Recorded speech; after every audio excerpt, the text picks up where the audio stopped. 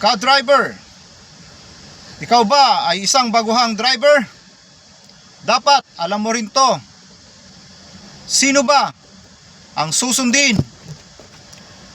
Ang enforcer ba? O ang stoplight? Or traffic light? Ayon sa alituntunin ng LTO, ang tamang kaalaman sa pagmamaneho, ang traffic enforcer ang mas susundin kaysa sa stoplight o traffic light kung sila ay nagmamando sa kalsada. May kapangyarihan ang mga enforcer na i-override o pansamantalang baliwalain ang ilaw ng stoplight para sa mas maayos na daloy ng trapiko.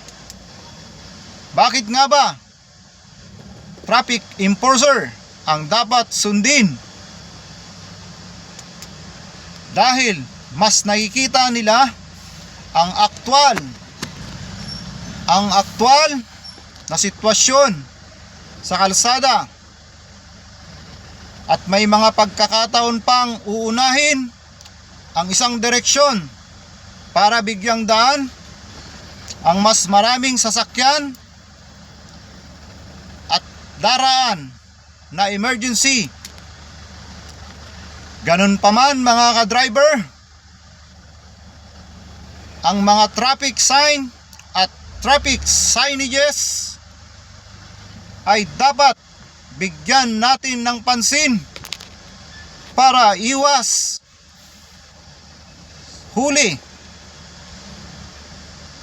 dahil sobrang taas ng mga bayarin sa mga obstruction, lalo na sa batas trapiko.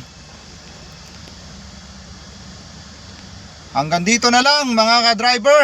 Ingat sa pagmamaneho.